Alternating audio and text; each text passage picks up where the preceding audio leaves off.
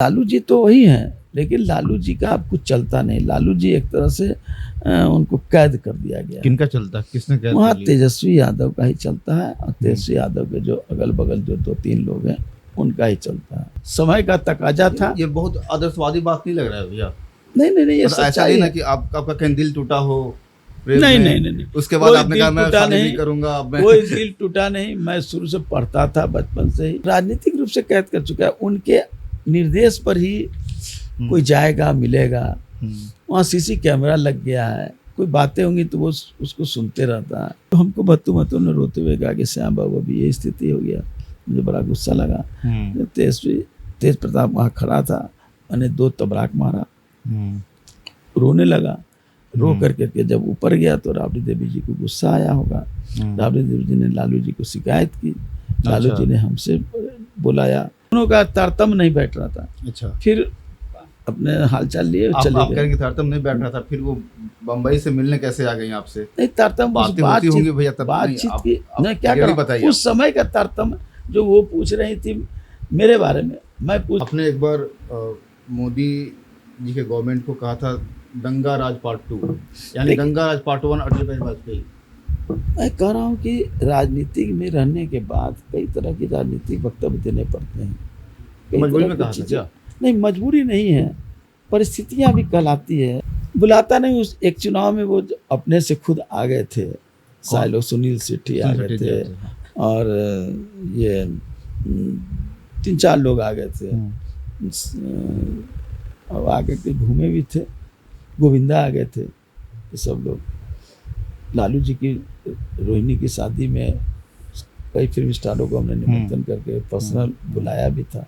सब लोग एक है, चाहे तेजस्वी हो, तेज हो, मीसा हो, रोहिणी हो, चंदा हो, रागिनी हो, जितने लोग हैं, लालू जी, राबड़ी जी, सब एक हैं। चाहे वो हो, सलमान हो, संजय हो, आमिर खान हो।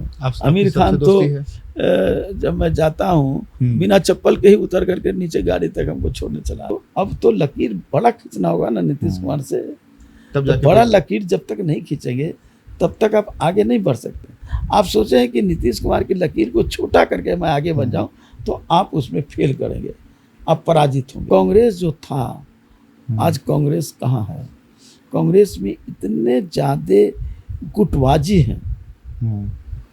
उस गुटबाजी का लाभ राहुल गांधी नहीं ले, उस गुटबाजी खत्म करने का लाभ नहीं मिल पा रहा है राहुल गांधी को। वो जा रहे थे एक अन्य मार्ग में अंदर लालू से मिलने, ठीक है, तो टिकों के ऊपर खड़ा होकर करके वो पेशाब करने लगा, जिससे उनकी टोपी पर पेशाब गिरा।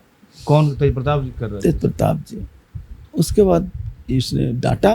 डांटा तो नीचे आकर के इनका चश्मा खोल दिया, चश्मा को पैर से तोड़ दिया। तेज प्रताप यादव कितने साल के रहे होंगे उस समय? वो रहा होगा 12-13 साल का, और क्या। देखिए, अभी तो सीएम का कोई कैंडिडेट नहीं है। अभी तो नहीं, नीतीश कुमार के अलावा कोई नहीं। आपके एक पुराने साथी हैं, जदयू में थे, अभी जन सुराज। हंस क्यों रहे हैं आप इस पे? देखिए, हर कोई को राजनीतिक पार्टी बनाने का प्रशांत किशोर अधिकार है। कोई फायदे के लिए अलग नहीं हुआ। राम कृपाल भी अपने फायदे के लिए अलग नहीं हुए। घर में जिस तरह से अपमान झेल रहे थे, उस अपमान को झेलने की शक्ति उनको कम थी, वो पहले चले गए। हमको थोड़ा धैर्य ज़्यादा था तो हम बाद में निकले। तेजस्वी लालू जी तो एक बहुत ही अच्छे इंसान हैं। फंस गए परिवारवाद के चक्कर में। भ्रष्टाचार ने उनको घेर दिया। परिवार के लोगों के कारण वो भ्रष्टाचार के आगोश में चले गए। लालू यादव व्यक्तिगत रूप से अच्छे व्यक्ति हैं। पहले आप लालू के राम और श्याम में श्याम थे? देखिए, लालू के राम और श्याम में थे। राम भी अलग हो गए, श्याम भी अलग हो गए। पहले तो राम और श्याम में ही अलग हो गए। राजद में था, जनता पार्टी से राजद बना, तो वो पार्टी बदलाव नहीं कहा जाएगा। जनता पार्टी से टूट करके राजद बना, तो मैं साथ में था। वो इसको दल बदल नहीं कर सकते। राजद से जनता दल यू में आया, जनता दल यू से राजद में गया, राजद से तुरंत में फिर जनता दल यू में आया। तो जनता दल यू और राजद दोनों का सामाजिक सोच एक ही था, आज बदल गया है। जो डोम चमार मुख्तार जो भी जाति दलित हैं, वो नेता मान लेती हैं पिछड़े को, लेकिन कोई पिछड़ा एक दलित को नेता नहीं मान पाता है। पहले दलित सब लोग मान ले तब ना। हम पासवान के नेता हो जाते हैं, हम रजक के नेता हो जाते हैं, हम मांझी के नेता हो जाते हैं, हम रविदास के नेता हो जाते हैं, दलित के नेता नहीं बन पाते। अगर लालू यादव जी का चलता तो आज न नीतीश कुमार अलग होते और न जनता पार्टी की टूटन होती। चर्चा है, आप भी जान रहे हैं कौन लोग हैं, 2 ही लोग तो हैं ही हैं। नाम ले सकते हैं? नाम लेने में क्या है, एक दोनों राज्यसभा के सदस्य हैं, दोनों राज्यसभा के सदस्य हैं। क्या नाम है उन लोगों का? आप जान रहे हैं, क्यों जानना चाहते हैं? आपसे जानने का अलग एक मजा है। हरियाणा के हैं, अच्छा। और एक बिहार के ही हैं, लेकिन दिल्ली वासी हैं। एनडीए क्वालिफाई किया था जी, जेल क्यों चले गए? बताता हूँ। मैं शुरू से मिलिट्री में जाने के लिए जीवन का मेरा लक्ष्य था। वो लक्ष्य पूरा नहीं हो पाया, उसका मलाल मुझे आज भी है।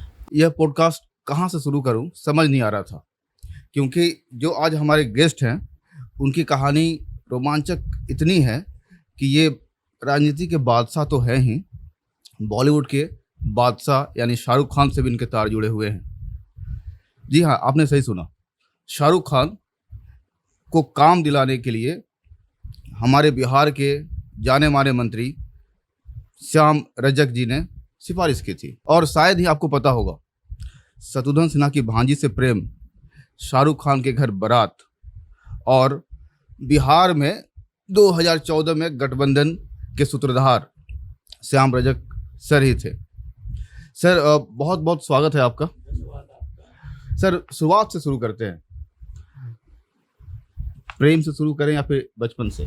जहाँ से शुरू करें मुझे कोई दिक्कत नहीं। आपने सर अंतर्जातीय विवाह की थी और उस समय और कठिन था ये। देखिए, अव्वल तो मैं शादी करने के इच्छुक नहीं था, लेकिन ऐसा क्यों इच्छुक क्यों नहीं थे? मैं दोनों कहता हूँ, इच्छुक नहीं था, लेकिन मैं बराबर अंतरजातीय विवाह और प्रेम विवाह का समर्थक था। और मैं कई लोगों का अगर नाम लूँगा तो बहुत सारे समय लग जाएंगे, समय लग जाएंगे। बहुत लोगों का मैंने अंतरजातीय विवाह कराया। शुरू में विरोध भी कुछ लोगों का हुआ, उस विरोध को भी हमने झेला और लोगों को सामंजस्य भी कराया, और आज वो परिवार बहुत अच्छे ढंग से संयुक्त रूप से फलीभूत हो रहा है और लोग रह रहे हैं। इसलिए मेरा कोई विवाह अपने इसलिए मैं खिलाफ था कि मेरा लक्ष्य था समाज सेवा, और समाज सेवा में कोई शादी के कारण बाधक न बन जाए। इसके कारण मेरी दृष्टि थी कि शादी करने के बाद मैं सामाजिक कार्यों में थोड़ी रुचि घट जाएगी, क्योंकि मैं दोनों चीज़ों को, एक अपनी पत्नी को, अपने परिवार को समय देना और फिर समाज में लोगों को समय देना, इसमें कहीं ना कहीं बाधा होगी। लेकिन समय का तकाजा था। ये बहुत आदर्शवादी बात नहीं लग रहा है भैया? नहीं, ये ऐसा नहीं ना कि आपका कहीं दिल टूटा हो? नहीं, उसके बाद आपने कहा मैं शादी नहीं करूंगा। कोई दिल टूटा नहीं। मैं शुरू से पढ़ता था, बचपन से ही पढ़ाई में मेरा रुचि था। मेरे भैया भाभी, मेरे माता पिता अपने व्यवसाय, जो हमारा व्यवसाय धुगलाई का है, उसमें करते थे, मैं भी उसमें सहयोग करता था, और उसका पढ़ाई में मेरी रुचि थी। मेरे बड़े भाई का लगन था कि मेरा भाई पढ़ लिख करके बड़ा पदाधिकारी बने, ये उनकी इच्छा थी, और मैं उस काम को पूरा करने में लगा रहा। कहीं किसी का दिल टूटने का नहीं। हाँ, मेरे संबंध बहुत लोगों से थे। संबंध का होता है कि एक सौहार्द संबंध होता है, अफेयर नहीं। अच्छा। एक जो कहा जाता है कि दोस्ती का संबंध, ठीक है, कई लोगों से। और हमारे दोस्त आज भी हैं, कई लोग विदेशों में हैं, चले गए, देश के अंदर चले गए, लेकिन वो संबंध, वो दोस्ती आज भी कायम है, और उसमें किसी तरह की बाधा नहीं होती। मतलब महिला मित्र हैं? महिला मित्र, पुरुष मित्र, महिला मित्र भी हमारे बहुत सारे लोग रहे। कई लोग मिलिट्री में हैं, कई लोग पुलिस में हैं, कई लोग प्रशासनिक पदाधिकारी में हैं, कुछ लोग सामाजिक कार्यों में रुचि रखते हैं, कुछ नाट्य में है। मित्रों की बात हो रही थी, तो एक जानकी प्रकाशन वाले हैं पटना विश्वविद्यालय के सामने, आपके साथ कॉलेज किया है उन्होंने बताया कि श्याम बहुत नटखट था, कॉलेज से बाहर निकल के घूमता था और पढ़ाई में दुरुस्त था। नटखट तो बचपन में होती ही है, कुछ नक्खट कहानी का- सुना दीजिए, बचपन वाला, कॉलेज वाला, बचपन में जो देखिए, लोग सर नहीं जानते हो। देखिए एक घटना मैं बता दूं, अब वो नहीं है, हमारे बड़े आदरणीय रहे। जब मैं वाणिज्य मैं संकाय में पढ़ रहा था, उसमें पटना कॉलेज का एक कॉमर्स उसका एक अलग था, लेकिन बाद में वाणिज्य कॉलेज बन गया। तो उसके हेड ऑफ डिपार्टमेंट थे आदरणीय पीएन शर्मा जी, और एक हमारा दोस्त जो आज भी दोस्ती है, मुन्ना जलान, वो बड़े जालान किला बड़े बड़े परिवार के लोग थे। जलान। जब उनकी गाड़ी आती थी तो उनकी गाड़ी सीधे पोर्टिको में लगती थी, और हम हमारे दोस्तों को बड़ा दुख होता था कि हम लोग जाते हैं तो हम लोग की साइकिल या किसी का स्कूटर वो अपना पार्किंग में ही लगा करके रखते हैं, और इनकी गाड़ी पोर्टिको में आती है, और माननीय हमारे जो विभागाध्यक्ष हैं वो उनका स्वागत करते हैं। तो हम लोगों ने एक प्लान बनाया, और सब्जी बाग से एक टमटम लेकर के हम सब साथी जाते थे पहले, और जा करके पोर्टिको में लगा देते थे। हमारे आदरणीय विभागाध्यक्ष मतलब जी टमटम लेके आप जाके उनसे पहले लगा देते पहले लगा देते ताकि उनकी गाड़ी ना लगे, न लगे, या लगे तो पीछे लगे। पीछे लगे, तो टमटम आपका आगे रहे। हमारे विभागाध्यक्ष उस पर नाराज हुए। तो हमने कहा कि जब मेरी औकात इस टमटम की है तो मैं इस टमटम से आ रहा हूँ, उनकी औकात बड़ी गाड़ी की है तो वो आ रही है। तो ये थोड़ा चला, लेकिन फिर उनसे दोस्ती भी हो गई। वो अब मेरे यहाँ आने लगे, हम लोग को उस गाड़ी में लाद कर करके हम लोग जाते थे, और वो दोस्ती आज तक कायम है। वो दोस्ती में कहीं किसी तरह खटास नहीं हुआ, हम लोग इतनी अच्छी दोस्ती है। और वो आदरणीय हमारे विभागाध्यक्ष जीवित नहीं है, ये हम लोग को बहुत ही सम्मान स्नेह देने का काम करते रहे। तो उस तरह की कई घटनाएं हैं बचपन की, बहुत सारी चीज़ें हैं। जब एक घटना मैं बता दूं, हम सब्जी बाग में रहते थे, सब्जी बाग में शराब बहुत ज़्यादा बिकता था, उससे हमारी महिलाओं को बहुत कष्ट होता था। सब्जी बाग तो मुसलमानों का अधिकतर, मुसलमान हिंदू सब वहाँ, बड़ा वो कहीं गंगा जमुनी संस्कृति का वो स्थल था।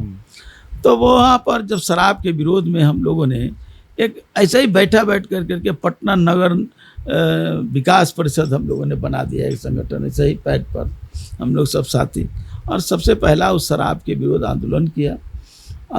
काफ़ी संघर्ष करना पड़ा, पुलिस से भी संघर्ष करना पड़ा, थाने का घेराव हुआ, पूरे लंबी संघर्ष चला और वो बंद हुआ। तो ऐसी घटनाएं होती रही। तो शराब मतलब लीगल वाला बिकता था कि इलीगल टाइप का? लीगल वाला तो मुसल्लहपुर में बिकता था, उसको भी बंद मैंने कराया, और अनलीगल जो सब जगह बिकता था उसको भी हमने बंद कराया। अच्छा, जो इलीगल भी बेचते थे वो लोग हाँ, उसको अपने बंद हाँ, करा दिया। एक बार फिर से प्रेम पे लौटते हैं। अलका मैम से प्रेम कैसे हुआ, क्या कहानी थी? देखिए, अकस्मात हमारे दोस्त जो उनके भाई विशाल वर्मा, वो भी हमसे खेल कूद के क्षेत्र में जुड़े हुए थे, खेल के संस्थानों से जुड़े हुए थे। ठीक है। तो एक, और खास करके विकलांगों के लिए, तो विकलांगों का पेंटिंग का एक कार्यक्रम था। तो पेंटिंग के कार्यक्रम में मुझसे ले गए, सम्मिलित कराएं, हम बहुत प्रभावित भी हुए। उसका उन्होंने कहा कि मेरा जन्मदिन है, अगर आप आए तो बहुत खुशी होगी। तो हम उस जन्मदिन के कार्यक्रम उनके घर पर गए। ये कब की ऐसा बात ही है? मैं बताता हूँ, मेरी शादी से 10 साल पहले की बात है। मतलब सन कुछ ईयर 1992-93 की बात है। हाँ। ठीक है। तो उससे गए, वहीं हमारी धर्मपत्नी जो आज हैं अलका वर्मा, उनसे आंखों में आंख मिलन हुआ, लेकिन वो फिर उन्हें किसी तरह चोट लगा और वो गिर गए हमारे शरीर पर। हमने उनको उठा करके अलग एकदम बैठाया, फिल्मों वाला कहानी हो गया क्या? मैं बता रहा हूँ, अलग बैठा दिया। फिर हमसे उन्होंने हमारा फ़ोन नंबर मांगा कि अच्छा। आपसे कुछ बात करना। हमने बोली क्या बात है, बात कर सकते हैं, नहीं नंबर दे दीजिए। तो हमने अपना नंबर दे दिया। उनका कुछ समस्या थी, वो समस्या यूनिवर्सिटी से जुड़ा हुआ था। हालांकि वो बॉम्बे में रहती थी, अच्छा। लेकिन उस जन्मदिन पर आई थी, सारा परिवार जुटा था, और वो धीरे धीरे बातें बढ़ती गई। बातचीत होते होते एक बार मैं बीमार पड़ा, तो वो बॉम्बे से मुझे देखने भी आए। 92 की बात? बॉम्बे से नहीं, ये 94 अच्छा, 92 94 की बात। 94 की बात है। तो वो आए देखने हमको, देखे भी, फिर हमसे कहे कि कैसे हो। हमने कहा मम्मी पापा, मम्मी कैसी हैं, तो थोड़ा नाराज हुई कि हम तुमसे पूछ रहे हैं तुम कैसे हो, तो तुम मम्मी के बारे में बता। देखिए दोनों का तारतम्य नहीं बैठ रहा था। अच्छा, फिर अपने हालचाल लिए आप चले कह गए। रहे हैं कि तारतम्य नहीं बैठ रहा था, फिर वो बम्बई से मिलने कैसे आ गई आपसे? नहीं तारतम्य, बातें होती होंगी भैया तब? बातचीत नहीं, की आप नहीं, क्या clearly करूं बताइए उस समय का तारतम्य। जो वो पूछ रही थी मेरे बारे में, मैं पूछ रहा था उनकी मम्मी के बारे में। उनको लग रहा था कि मेरे बारे में पूछेंगे, मेरे बारे में पूछेगा, लेकिन वो तारतम्य नहीं बैठ रहा था। फिर वो चली गई, लेकिन बातचीत चलता रहा। उसके बाद इतनी बात बढ़ गई कि अब हम लोग एक होने के तैयार हो गए। हमने अपने प्रण को, हमने कहा भी कि हम तो शादी उदी करेंगे नहीं, मेरे साथ अगर आओगी तो मेरे बहुत परेशानी होगी। तुम जिस घर की हो उस घर का जो सुविधा है उस सुविधा का 1% भी हम नहीं दे सकते हैं। बहुत बड़े घर से हैं। हाँ मेरा घर है। तो उसने कहा कि हम कुछ भी बर्दाश्त कर लेंगे हम, लेकिन शादी करेंगे तुम्हें से। लंबी बातचीत चलते रही। उसके परिवार के लोगों ने बड़ा विरोध किया। अच्छा, जब उसने इस बात का एहसास हो गया कि हम लोगों का चल रहा है बातचीत, क्योंकि रात में हम लोग 2-2 घंटा बात, मुलाकात एक बार हुई जो हम बीमार हुए उसके, और एक बार जो उनके भाई के जन्मदिन पर। 7 साल में 2 बार मिले आप? 2 बार। तीसरी बार हमारी मुलाकात शादी हुई तीसरी बार में? शादी के पहले एक बार और मुलाकात हुई जब अच्छा। मेरी भतीजी की शादी हुई, ठीक है। लेकिन उसके पहले मेरी कोई मुलाकात। लेकिन कोई दिन ऐसा नहीं होता था जिस दिन हम लोग आधा घंटा, 1 घंटा, 2-2 घंटा टेलीफोन पर बात नहीं करते थे। एसटीडी कॉल लगाते थे? हाँ, तो बातचीत होते रहती थी। वो फ़ोन करती थी, कभी हम फ़ोन करते थे। और उसके बाद जब उनके भाई को पता चला तो वो विरोध किया उनका। लेकिन बहुत विरोध के बाद भी वो तैयार नहीं हुए कि हम शादी करेंगे। उसने कहा कि राजनीतिक है, दलित है, वहाँ बिहार के लोग शराबी होते हैं, क्या क्या जितनी कुरीतियाँ, जितनी उनको समझाने का। वो कहा कि जो भी कुछ हो श्याम, ऐसा नहीं है, शादी करूँगी। तो उन लोगों ने कहा कि चलो जाओ, लेकिन वो बहुत ही अंदर से वो लोग विरोध में थे। विरोध किस लेवल तक का हुआ?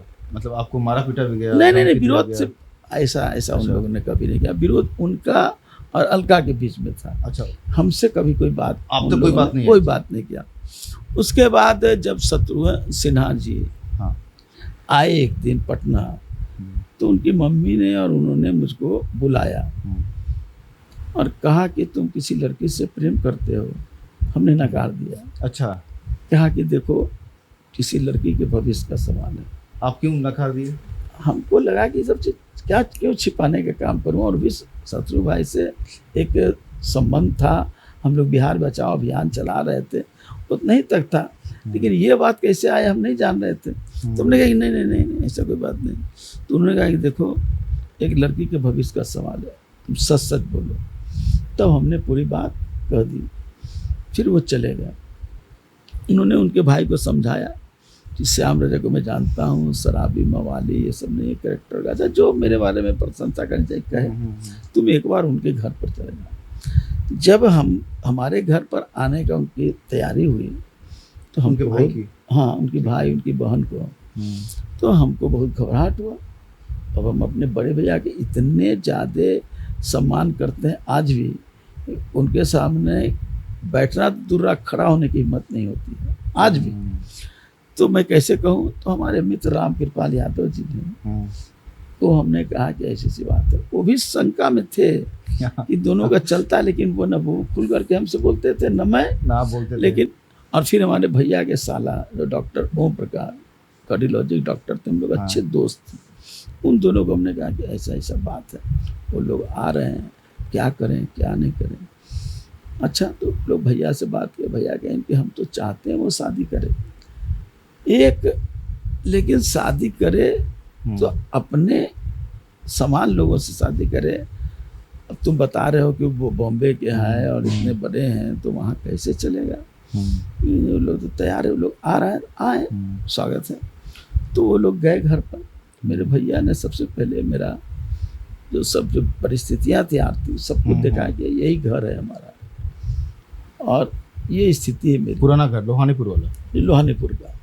और उन्होंने दिखाया कि ये है, यहाँ कैसे आप लोग समा पाइएगा, हम नहीं समझते। ऐसे मैं बेटी की तरह उनको मानूंगा, लेकिन मैं बहुत उस तरह का सुविधा नहीं दे सकता। उन लोग को एक अच्छा लगा कि इन लोगों ने कुछ छिपाने की कोशिश ईमानदारी से की, सब कुछ बता दिया। तो फिर उन लोगों ने कि ठीक है हम शादी करेंगे। तो कहा कि पहले हम अपनी बेटी की शादी का तय है उसका कर लें, उसके बाद भाई का शादी। अगर मुझे पहले मालूम होता पहले मैं भाई का करता। 1 महीना का सवाल है। फिर व्यवधान आ गया। हमारी भतीजी की जब शादी, क्या हुआ कि हम बॉम्बे गए, तो बॉम्बे गए थे कि प्रेसिडेंट होटल में हम लोग बैठे हुए थे, तो किसी पत्रकार ने फोटो ले लिया और बात चला दिया। बात हो रही थी ऐसे ही, तो कह दिया कि शादी होगा और एक राजनीतिज्ञ से तो लालू यादव भी आएंगे और वो आएंगे ये आएंगे, सारा कुछ उन लोगों ने बना करके जो फिल्मी पत्रकारिता होता है उस तरह से कुछ सच्चाई, कुछ बनावटी चीज़ें, और वो छपा तो पूरे देश भर में छप गया। और वो जो पटना में छपा तो हमारी जो भतीजी की शादी थी, उन्होंने इसके बारे में, हमारी भतीजी की शादी करने में उन्होंने रिफ्यूज़ किया कि एक मतलब भतीजी शादी टूट गई? टूटी नहीं, टूटने की स्थिति हो गई। हाँ, तो मैं बड़ा व्यथित हो गया। तो मैंने फ़ोन किया विकास को, विकास तुमने क्या किया? अब मेरे लिए तो बड़ा कष्ट का माहौल है, लेकिन मेरे भैया जी बड़े अडिग थे। उन्होंने उनसे कहा कि मेरे भाई का शादी का सवाल है, आपको क्यों इसमें नाराज़गी है? अंतरजातीय विवाह हो या जो हो, अगर आपको करना है तो करिए, नहीं करना है तो अभी कर दिए। मैं बड़ा व्यथित था। तो फिर मैंने राम कृपाल जी को और ओम प्रकाश को इन्वॉल्व किया। वो लोग गए, उनको लोगों को समझाए, यहाँ तक कि मैंने कहा कि मैं अपने घर से अलग हो जाता हूँ, लेकिन आप शादी मेरी भतीजी का कर लीजिए। आपको किसी तरह का लगता है कि मेरी उपस्थिति से आपको आहत होता है तो मैं अनुपस्थित रहूँगा, मैं सब कुछ कर दूंगा लेकिन अनुपस्थित रहूँगा। मेरे भैया कहे कि नहीं, ऐसा नहीं होगा, हम दोनों भाई हैं, हम भाई में कोई दुराव नहीं होगा और हम रहेंगे, आपको शादी करना है तो करिए। फिर तय हो गया, शादी हुई, वो लोग भी आए, सब लोग शादी में, सब लोग आए, सब शादी में। उसके बाद ही 1 ही महीना अभी नहीं हुआ, फिर हम लोग की शादी तय हो गया। हम लोग यहाँ से गए, शादी हुआ, आप जान रहे हैं। ये तो बात ठीक है। मुझे ये बताइए कि जब आपकी बातें शुरू हो रही थी आपकी और अलका मैम की, तो पहले प्रपोज कौन, प्यार का इजहार कौन किया और कैसे किया? प्यार का कोई बात पहले शुरू नहीं हुआ। नहीं, पहले जब हुआ तब हम बता रहे हैं, ये सब तो बातचीत और सब होते रही। बाद में उसने कहा कि हम चाहते हैं कि तुमसे शादी करनी। हम उन्होंने कहा? हाँ। अच्छा। हमने ना, ये नहीं होगा, दोस्ती तक ही काबुल है। तो अच्छा, ये ऐसा कुछ नहीं बोला आई लव यू? नहीं, उसने कहा कि मैं तुमसे शादी करना चाहती हूँ। शादी की प्रपोज? हाँ। तो हमने कहा कि देखो, दोस्ती तक ही सीमित है, हम शादी करने की स्थिति में नहीं है। जिस परिवार से हम आते हैं, जिस स्थिति में है, हमको, हमारे लिए बहुत परेशानी होगा। तो आपने बताया कि मैं राजनीतिक हूँ, हाँ, दलित हूँ। नहीं, दलित तो जानती थी, सब चीज जानती थी, वो सब कुछ मेरे फॉलो भी करती थी। हाँ, ये सब चीज़ों के लिए नहीं। मैंने कहा कि मेरी आर्थिक स्थिति नहीं, कहती मैं कमाऊंगी, हम भी कमाएंगे, तुम भी कमाओगे, हम लोग घर चला लेंगे, कोई दिक्कत नहीं है, हमको बहुत ज़्यादा चीज़ नहीं चाहिए। उसके बाद उसके छोटे भाई और भाभी, अच्छा, वो दोनों आए मेरे पास, ठीक है, मेरे फ्लैट पर, और कहा कि अलका बहुत परेशान है, खाना वाना नहीं खा रहे। हमने तो हम क्या करें भाई। तो मतलब उनके भाई भाभी आए, तुम सिफारिश कर रहे आप कि मेरी बहन खाना नहीं खा रही है, आप स्वीकार कर लीजिए, मैं ऑफर कर रही हूँ। हमने कि भैया तुम मेरे अच्छे मित्र हो, लेकिन मैंने कभी सोचा ही नहीं, उसको शादी के एंगल से देखा ही नहीं था। हाँ, वो ऑफर की, मैं उसको स्वीकार भी नहीं किया हूँ, अस्वीकार भी नहीं किया हूँ, लेकिन मुझे लगता है कि पागलपन है उसका, तो इसको छोड़ दो। अच्छा, उसको जो भी प्रपोजल आते थे वो रिफ्यूज कर देती थी। अच्छा, उसको विंग कमांडर, नेवल विंग के बड़े घरों से, लेकिन वो रिफ्यूज कर देते थे। उसका लोगों को लगता है क्यों रिफ्यूज कर रही है, वो लगा मेरे से बात आया, तब उसने हमारे पास आया और हम लोगों ने तब हमको इतना प्रेशर दिया। तो हम भी अपने दोस्त की बात और अपने आप को भी मैंने दिन भर समीक्षा किया कि नहीं, अब शादी तो कर ही लेना चाहिए। ये फिर हमने स्वीकार कर दिया। उसके बाद वो बातें चली। उसके बाद ये सब बातें चली, फिर हाँ शादी फिर हो गया। शादी से पहले आपने बताया भैया कि आप लोग 3 बार ही मिले थे, 2 से 3 बार बस। लेकिन 7 साल में। बातें 7 साल में बातें शायद ही होती कोई रही। दिन ऐसा होगा जिस दिन हम लोग बात नहीं करते थे। एकदम। लेकिन जो बातें करते थे झगड़ा भी होता होगा, हाँ बात होती थी, झगड़ा होता था। उसको बातचीत कैसे में। मैनेज करते थे? क्योंकि आजकल क्या है कि लड़के नहीं लड़कियां बात नहीं, झगड़ा करते होती हैं। थी या फिर 2 मिनट के बाद फिर बातचीत बढ़िया से होने लगता था।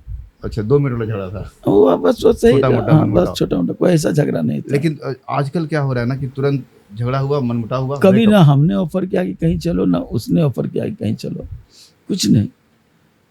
ये लॉन्ग डिस्टेंस रिलेशनशिप को कैसे मैनेज करते थे आप?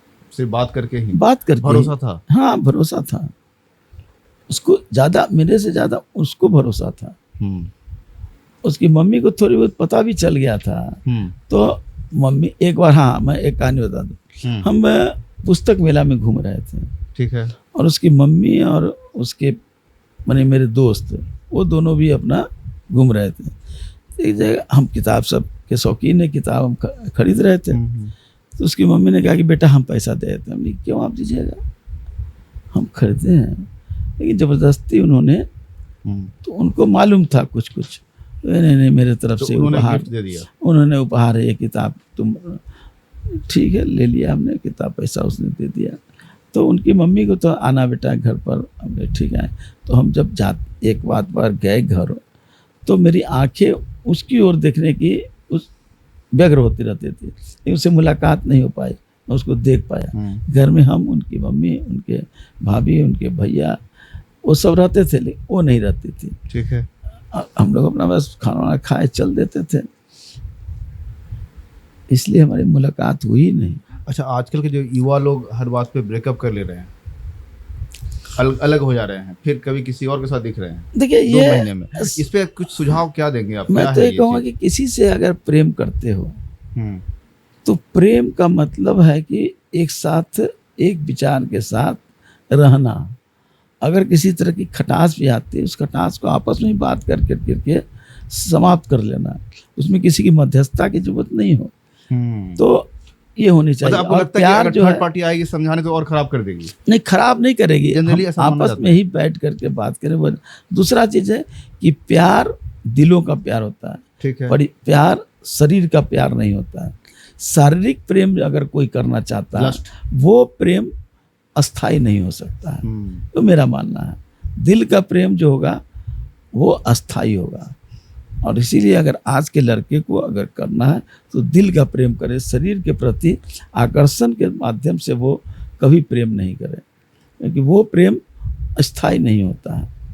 लेकिन पहला जो स्टेप होता है या फिर पहला जो चीज़ होता है तो आकर्षण ही होता है, लोग देख के ही आकर्षित होते देख हैं। करके उसके विचारों को, उनके बातों उसका को, विचारों को देखे, उनके समझे। व्यवहार को, वो ज़्यादा महत्वपूर्ण है। शरीर की बनावट, शरीर की खूबसूरती एक हो सकता है, लेकिन वही महत्वपूर्ण नहीं है। सबसे बड़ा महत्वपूर्ण, अब देख लीजिए, आज मेरे बड़े भाई भाभी, मुझसे ज़्यादा मेरी पत्नी को उनको प्रेम है। अच्छा। और मेरी पत्नी को भी हमारे परिवार के जितने लोग हैं, मेरी भतीजी हो, मेरी बहन हो, मेरी बुआ हो, सब लोग उसको प्रेम करते हैं, वो भी करती है। ये है, हमको किसी तरह का सोचना नहीं पड़ता है, सब कुछ वो करती है। पूरा परिवार मान लिया है, पूरा मान लिया और एक साथ है, एक साथ है। उनके परिवार भी हाँ। पूरा, उनके मामा, उनके मौसा, सब लोग एक। तब ये शुरू बहुत अच्छी में बात उधर है। से विरोध था, शादी में उनके तरफ से उनके कई लोग जो निकट के संबंधी नहीं आए थे, अच्छा। बहिष्कार किया था एक तरफ से। लेकिन वही लोग आज अंतर्जातीय विवाह होने के कारण? आते हैं तो पहले हमको खोजते हैं, यहाँ आकर के रुकेंगे। वो अपने घर पर नहीं जाएंगे, यहाँ आकर के रुकेंगे, 1 दिन 2 दिन रुकेंगे, तब जाएंगे। अब तो अंतर्जातीय शादी को बढ़ाने के लिए बिहार गवर्नमेंट अनुदान राशि भी दे रही है। इसलिए दे रहे हैं कि उसके ऊपर, उससे कम से कम लोगों को जीवन शैली भी चले, एक अच्छा व्यवहार हो, उससे प्रोत्साहन हो। लेकिन आपके टाइम पे तो नहीं मिला होगा ना? ऐसे टाइम में अनाउंस था, लेकिन हम लोग उसके अच्छा, भागी नहीं रहे। भागी नहीं रहे। अच्छा, आप आर्मी में जाना चाहते थे? निश्चित। एनडीए क्वालिफाई किया था, जी जेल क्यों चले गए? बताता हूँ मैं शुरू से मिलिट्री में जाने के लिए जीवन का मेरा लक्ष्य था। वो लक्ष्य पूरा नहीं हो पाया, उसका मलाल मुझे आज भी है। आज भी जब मैं मिलिट्री ड्रेस में पहने हुए किसी सिपाही को या किसी पदाधिकारी को देखता हूँ तो मेरा शरीर मचलने लगता है। अच्छा। और मैं भी उसी तरह से परेड के रूप में सावधान हो जाता हूँ। तो मेरी वो एक है। लेकिन क्या हुआ कि मैं एनसीसी में सबसे अच्छा कैडेट भी रहा, मैं बेस्ट कैडेट ऑफ इंडिया रहा। अच्छा। मैं फर्स्ट पारा जंपर ऑफ बिहार रहा। अच्छा। मैं माउंटेनर रहा। सब इच्छा थी कि ये सब करेंगे तो और अच्छा होगा। उसके बाद जो उसके सर्टिफिकेट होते हैं सारे सी सर्टिफिकेट तक हमने पास किया। फिर एनडीए का जो हमारा एग्ज़ाम होता है वो एग्ज़ाम भी मैंने पास किया। अब मुझे जाना था खड़गवासला ज्वाइन करने के लिए। हमारे एनसीसी के मुझे आज तक नाम याद है, ब्रिगेडियर थे ब्रिगेडियर एपी सिंह। अच्छा। उनकी भी बहुत खुशी थी कि एक अच्छा कैडेट है और अपने मन से अंदर में जागृत है। हमारे परिवार के लोगों की भी इच्छा थी कि आर्मी में जाए, कि जाए। तो जब हम यूनिवर्सिटी से निकल रहे थे रिक्शा पर तो विक्रम कुंवर जी और सुशील मोदी जी, अच्छा, दोनों ने मुझे एक पैकेट दिया और कहा कि सब्जी बाग जा रहे हो तो जोगिंदर चाय के दुकान के बाद इस पैकेट को दे देना। हमको क्या पता, हम बैठे थे रिक्शा में, रख दिया, ले गए। उनकी भी कोई दूसरी गंदी मंशा नहीं थी, उनका था कि पहुंचा दे। लेकिन किसी तरह से खबर हो गई और उस समय जो राधा सिंह थी एसडीओ थी, अच्छा, और एएसपी थे, नाम है थोड़ा भूल रहा हूँ, वो बड़े कड़क थे। दोनों ने मेरी रिक्शा को घेर लिया। क्या है? क्या है? मैं क्या जानता हूँ, पैकेट है, दिया है वहाँ रखने के लिए। पैकेट खोला गया तो कुछ नहीं, वो थे सिर्फ पंपलेट थे। उसी आधार पर मुझको पकड़ा। और पैम्पलेट में क्या था? आंदोलन संबंधित पंपलेट थे, छात्र संघर्ष समिति का जो होता था। कब की बात होगी? ये 74 की बात है। 74 की बात। ये 18 मार्च 74 के पहले की बात है। तो मुझको अरेस्ट कर लिया, फिर वो थाना में हाजत में डाल दिया। मेरी पहियों में बड़ा घबरा गया। तो पता चल गया, एनसीसी के जो ब्रिगेडियर थे वो चले आए। वो कहे कि अच्छा लड़का है, तो सुनने के लिए तैयार नहीं था उस समय। तो शासन था उस समय, कोई इस सब चीज़ों के लिए सुनने के लिए तैयार नहीं। जबकि एक ब्रिगेडियर एक सीनियर अफसर थे, डीजी रैंक के होते हैं, और वो लेकिन उनका भी नहीं सुना। बहुत कहा कि मैं इनको जाना है खड़गवासला, हम लोग टिकट भी बनवा रहे हैं, इसको क्यों कल लाइफ पर बात कर रहे हैं आप लोग? इसके नहीं ये आंदोलनकारी है, इसके बारे में रिपोर्ट है कि बहुत बड़ा आंदोलन षड्यंत्रकारी है, ये है वो है जो। तो फिर हमको गुस्सा भी आ रहा था। उसके बाद मेरे भैया भाभी बहुत परेशान भी थे, क्योंकि उन्होंने कभी ये सब सुना भी नहीं था बहुत। लेकिन मुझको वहाँ से जेल भेज दिया गया, बांकीपुर जेल चले गए। कई साथियों से मुलाकात हुई, और साथियों से मुलाकात में मेरे मन में यही था कि ये ठीक कर रहा है लोग, कि ये तो आज़ादी का ख़त्म है, लोकतंत्र ख़त्म है। हमारे जैसे लोग जो गिरफ्तार हैं, सारे लोग भी ऐसे ही लोग होंगे, जिसको मन है उसको पकड़ करके बंद कर दो। ये कोई तरीका है? तो मेरे मन में धीरे धीरे उस आंदोलन के प्रति आकर्षण हुआ। और फिर उन लोगों जेल जाने के बाद उसके बाद उन लोग से संपर्क हुआ तो और ज़्यादा बढ़ा। फिर कुछ किताबें भी हमने पढ़ने लगी, लोहिया की किताबें हमने पढ़ी, गांधी की किताबें पढ़ी। कई चीज़ों तो मेरे मन में राजनीति के प्रति आकर्षण बढ़ते गया। और जेल में ही फिर जेल आना जाना लगा रहा, आंदोलन में सक्रियता बढ़ी। लेकिन मैं चुनावी राजनीति से अपने को अलग था। उस समय कांग्रेस ने एक बयान दिया था 77 के चुनाव के समय कि इनके पास पटना में कोई ऐसा दलित नहीं है जो चुनाव लड़ने के लायक है। अच्छा है। तो हमको जेपी ने संदेश भिजवाया हमको फुलवाड़ी से चुनाव लड़ने के लिए।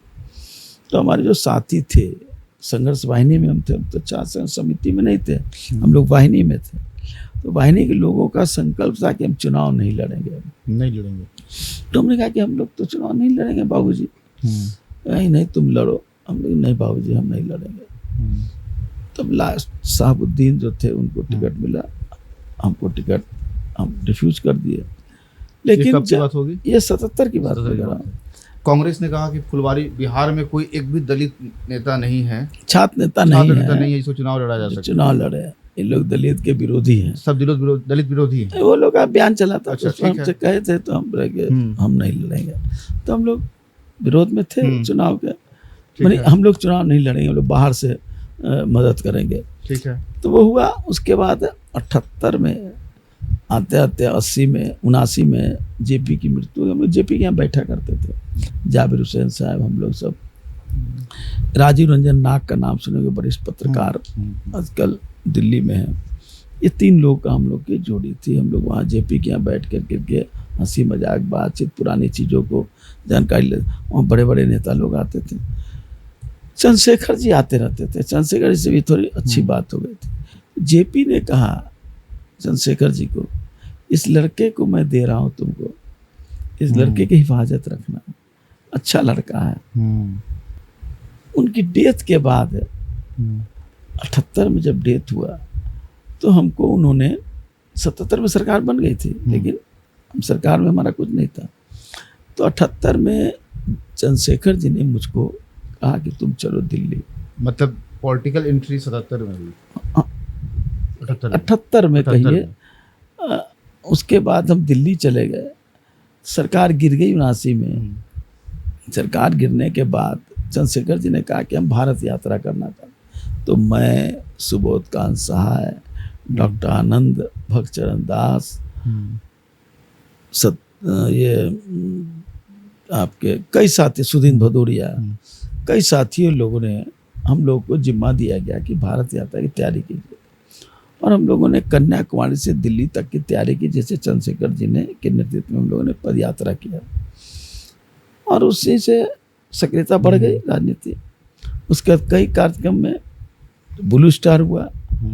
तो चंद्रशेखर जी ने कहा कि तुमको पंजाब जाना होगा। हम लगभग 35 दिन पंजाब में रहे। अच्छा। दिन में उनका कहना था कि भोजन अगर करना है गुरुद्वारा में तो रात का भोजन हिंदू के धर्मशाला में करना है। रात में अगर सोना है गुरुद्वारा में तो दिन में तुमको धर्मशाला में आराम करना है। माने ये लगे कि हिंदू और सिख का एकता है। और हम लोगों ने यही कहते थे कि गोली चाहे आतंकवादी की हो या पुलिस की हो, गोली गोली होती है, गल से समस्या का समाधान होगा। गल यानी कि बातचीत।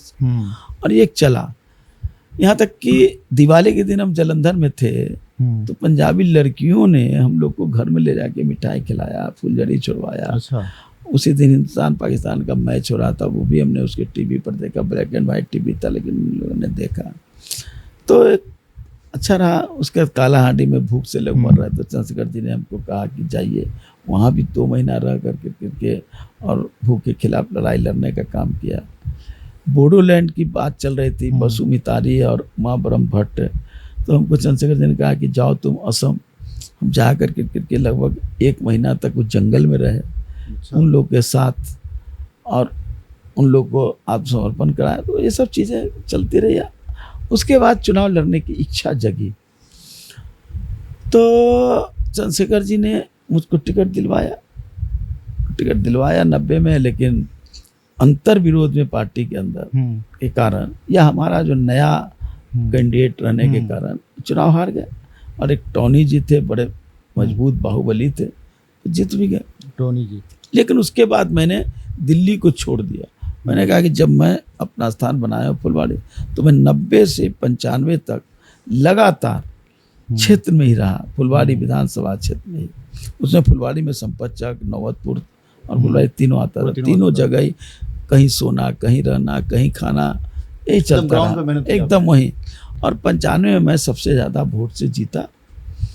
उसके लगातार मेरी जीत होती रही। उसका टोनी जी फिर नहीं जीते, हारते गए।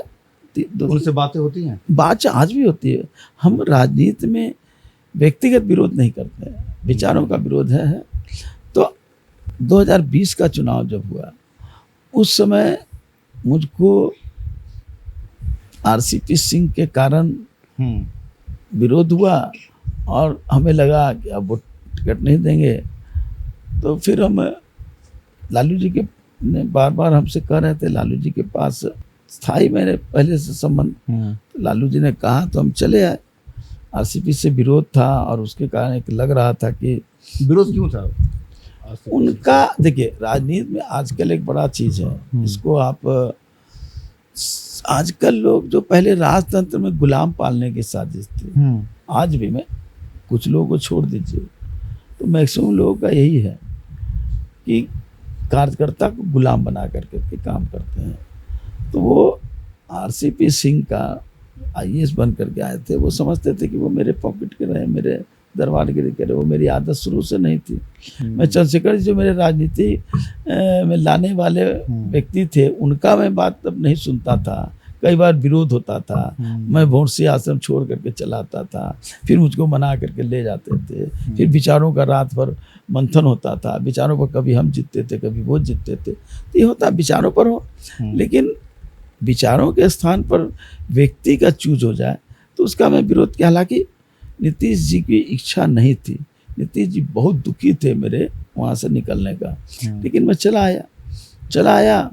लालू जी से जेल में वो हमको फ़ोन करते रहते थे, प्रतिदिन बातचीत होता था, लेकिन मैं कभी आकर्षित नहीं होता था। लेकिन उस दिन जब बात हुआ तो हम पहली बार उनसे कहा कि आपकी जो इच्छा है तो मैं आ जाऊँ, तुम तुरंत चले आओ रांची। मैं रात भर गाड़ी से गया रांची, किसी को बिना बताए हुए, बातचीत हुई, आया और आते साथ मैं इस्तीफा देने गया। विजय चौधरी जी विधानसभा अध्यक्ष थे, उन्होंने कहा कि एक बार बात तो कर लीजिए लालू नीतीश जी से। बात नहीं करूँगा। आप सरकार में मैं थे, जिद्दी फिर में, इस्तीफा दे दिया। हाँ मैं जिद्दी में था, थोड़ा जिद्दी मेरी आदत है बचपन से, हालांकि कभी नुकसान भी होता है इसका। तो मैं पहला व्यक्ति था जो मंत्री पद से भी इस्तीफा दिया और एमएलए से भी इस्तीफा दिया, और तुरंत जा करके के तेजस्वी भी हमसे रात में आकर के मिले। वहाँ से रांची से आने के बाद उनके पिताजी कहे होंगे, जगदानंद जी, बातचीत हुई, उसको ज्वाइन कर लिया। लेकिन वहाँ लालू जी का जो पहला वाला स्थिति था, आज स्थिति बदल गई है। मतलब और जो वहाँ लालू यादव पहले थे, 2009 से पहले जो थे, लालू जी तो वही हैं, लेकिन लालू जी का अब कुछ चलता नहीं। लालू जी एक तरह से उनको कैद कर दिया गया। किनका चलता है, किसने कैद वहाँ कर लिया? तेजस्वी यादव का ही चलता है, और तेजस्वी यादव के जो अगल बगल जो 2-3 लोग हैं उनका ही चलता है। अगर लालू यादव जी का चलता तो आज न नीतीश कुमार अलग होते और न जनता पार्टी की टूटन होती, लेकिन लालू जी का चल नहीं रहा है। लालू जी अपने विचारों के जगह परिवारवाद और भ्रष्टाचार में संलिप्त होते गए, और वो जो राजनीति जो मूल्य था, उस मूल्य के साथ समझौता उन्होंने कर लिया, तो इसके कारण गिरावट आ गई। तो उसके बाद जब स्थिति ये हुई, हमको कहा गया था, लेकिन मैंने उसका भी कोई नज़रअंदाज किया। मुन्नी रजक को हुआ, मुझे खुशी हुई कि चलिए एक दलित परिवार की एक महिला का आपको होगा। उम्मीद था कि आप जाएंगे? वहाँ तो और कई सीटें थी, मुन्नी रजक को भेज दिया गया। तो मुझे कोई दुख नहीं हुआ, कोई दुख नहीं हुआ। दुख होता तो उसी समय मैं कुछ कहता, मैंने उसका स्वागत भी किया। उसके बाद हमसे तेजस्वी जी ने एक दिन अकेले में लालू जी के कहने पर बातचीत किया, हम जाना उना कम कर दिए थे। तो चूँकि एमएलसी का उन्होंने एमएलए का ऑफर दिया था, तो उस समय कह दिया कि एमएलए का ऑफर क्या, वो मेरा सीट था। लेकिन जब उन्होंने कहा कि माले दबाव दे रहा है क्या एक सीट के लिए मैं गठबंधन तोड़ दूं, हमने कहा कि ना, ये मत कीजिए, चलिए हम ऑफर को चेक करते हैं। उसका एमएलसी में भी हो गया। जब लोकसभा का चुनाव हुआ, हमसे कहा गया कि आप लोकसभा का चुनाव लड़िए, कहाँ लड़िएगा, हमने कहा समस्तीपुर से लड़ना चाहते हैं। तो हमने शुरू कर दिया तैयारी, तैयारी कर दिया। उसके बाद एक नई चीज़ का ऑफर उन्होंने किया, मैं उस चीज़ों में विश्वास नहीं करता। क्या नई चीज़? अरे जो होता है आज राजनीति में, पैसा ही सबसे बड़ा महत्वपूर्ण होता जा रहा है। पैसा मिल रहा था आपको? मिल नहीं रहा था, मांगा जा रहा था। पैसा मांगा जा रहा था? तो अब उस सब स्थिति में मैंने, कौन मांग रहा था, मतलब अब छोड़ दीजिए, उस पर बहुत खुलने की जरूरत नहीं है। तो मैंने अपने आप को सोच लिया कि अब यहाँ छोड़ दिया जाए। बार बार नीतीश जी कहते थे, लेकिन मैं जाता नहीं था, कभी नहीं गया था। लेकिन यहाँ आए कार्यकर्ताओं ने कहा कि आप जनता दल यू में चलिए, आपका इंतजार है, फुलवाड़ी हम लोग सीट निकालेंगे तो आप ही के नेतृत्व में जिता लेंगे। हमने कहा कि मैं कटोरा लेकर के जाऊं। उसके बाद विजय चौधरी से बात हुई, संजय गांधी से बात हुई, मुझे बुलाया गया, मैं गया, अब बातें बन गई, उसको तो आप इधर ज्वाइन आ कर गए। लिया। और आज मैं लेकिन जब आप आरजेडी में थे बीच वाले टर्म में, तो एक खबर चली कि तेज प्रताप यादव ने किसी अपने नेता के ऊपर पेशाब किया है और आपने खुन्नस में उन्हें थप्पड़ जड़ दिया। बचपन की बात है उनका, ये बचपन की बात है? बहुत छोटा था वो। अच्छा, अभी की बात नहीं है? अभी की बात नहीं। भत्तू महतो हमारे अच्छा। बड़े सीनियर एमएलए हुआ करते थे नवादा से, ठीक है। बहुत सीनियर, समाजवादी आंदोलन के सबसे बड़े आदमी थे। वो जा रहे थे एक अन्य मार्ग में अंदर लालू से मिलने, ठीक है। और टिकों के ऊपर खड़ा होकर करके वो पेशाब करने लगा, जिससे उनकी टोपी पर पेशाब गिरा। कौन तेज प्रताप जी कर रहे थे? तेज प्रताप जी। उसके बाद इसने डांटा, हाँ। डांटा तो नीचे आकर के इनका चश्मा खोल दिया, चश्मा को पैर से तोड़ दिया। तेज प्रताप यादव कितने साल के रहे होंगे उस समय? वो रहा होगा 12-13 साल का, और क्या। 12-13 साल की उम्र में, मतलब ऊपर से अपने पार्टी के नेता के ऊपर पेशाब कर रहे हैं। बचपन से चश्मा हरकत खोल के था। पटक, दुलारा में पाले गए थे ना, इसीलिए ऐसा हाल है। 6 लड़की के बाद पैदा हुए थे, तो थोड़ा राबड़ी देवी जी उसको ज़्यादा प्यार देते थे। तो हमको भत्तू महतो ने रोते हुए कहा कि श्याम बाबू अभी ये स्थिति हो गया। मुझे बड़ा गुस्सा लगा। तेज प्रताप वहाँ खड़ा था, मैंने 2 तबराक मारा, रोने लगा। रो करके जब ऊपर गया तो राबड़ी देवी जी को गुस्सा आया होगा। राबड़ी देवी जी ने लालू जी को शिकायत की। लालू जी ने हमसे बुलाया, क्या तुम कर दिए हो? हम गए, हम सोचे काहे ले तेज प्रताप को मारे हो? हमने कि तो भत्तू महतो से पूछ लीजिए कि क्या बात है। भत्तू बाबू आए हुए हम, हाँ, अरे जल्दी बुलाओ। तो खड़ा हो गया, आए तो एकदम अस्त व्यस्त है। क्या भत्तू हो, क्या बात है? उनको लगा कोई संकट में होगा। बैठे बैठे पानी लाओ, ये वो जो उनका था। तो बड़ा जब उन्होंने ये बात कही तो तेज प्रताप बुला के उन्होंने भी 2 फैट मारा। तेज प्रताप? हाँ, आके ये हुआ। ये सब तो बहुत सारी बातें। अभी तो पार्टी से फाइट मार दिया है। क्या किया क्या नहीं किया, सब परिवार एक ही है, कहीं कोई दुराव नहीं। दिखावटी में कुछ है, अंदर में कुछ है, इसलिए उस पर कुछ कहना सिर्फ एक कहानी हो जाएगा। सब लोग एक है, चाहे तेजस्वी हो, तेज हो, मीसा हो, रोहिणी हो, सब चंदा हो, रागिनी हो, जितने लोग हैं, लालू जी, राबड़ी जी, सब एक हैं। रंगमंच पर सब कलाकार एक हैं। अलग अलग पार्ट का रोल दिया गया, अलग अलग रोल में है। दर्शक जो है वो कभी अपने को समझ रहे कि हम धोखा खा गए, कभी समझ रहे कि हम अच्छे स्थिति में। यही है। अच्छा, थोड़ा सा और पहले चलते हैं। लालू जी से और नीतीश जी से मुलाकात कब हुई थी आपकी पहली बार? 73 में ही, 73, जब यूनिवर्सिटी में हम राजनीति करते थे तब से। और उसके बाद फिर जब जनता पार्टी की सरकार बनी उस समय हुई। लेकिन लालू जी से ज़्यादा बातें होती थी, नीतीश जी से कम होती थी। अच्छा, ऐसा क्यों? अरे लालू जी तो बहुत मिलनसार थे, वो थोड़ा रिजर्व रहते थे। और हम लोग से असल में चंद्रशेखर जी के हम लोग अनुयायी थे। ठीक है। तो उस कारण हम लोग इधर ज़्यादा थे। लोकदल से मेरा संबंध उतना ज़्यादा नहीं था, इसलिए उनसे कम होता था, लेकिन बातचीत होती रहती थी। शरद जी से हमारा बहुत अच्छा संबंध था, शरद जी से काफ़ी अच्छा संबंध, बहुत अच्छा। नीतीश जी से भी था, लेकिन शरद जी से बहुत ज़्यादा प्रगाढ़ था। बाद में नीतीश जी से धीरे धीरे जब उनकी सरकार में भी रहा तो उनकी काम करने का विजन जो देखा, उससे लगा कि ये व्यक्ति तो राज्य के लिए, समाज के लिए जीता है। ऐसे लोगों को तो हमारा सहयोग देना ये हमारा ड्यूटी बनता है। पहले आप लालू के राम और श्याम में श्याम थे? देखिए, लालू के राम और श्याम में थे। राम भी अलग हो गए, श्याम भी अलग हो गए। पहले तो राम और श्याम में ही अलग हो गए। उसमें भी तो अपने फायदे के लिए अलग हो गए क्या? अपने फायदे के लिए अलग हो गए क्या आप लोग? कोई फायदे के लिए अलग नहीं हुआ। राम कृपाल भी अपने फायदे के लिए अलग नहीं हुए। घर में जिस तरह से अपमान झेल रहे थे, उस अपमान को झेलने की शक्ति उनको कम थी, वो पहले चले गए।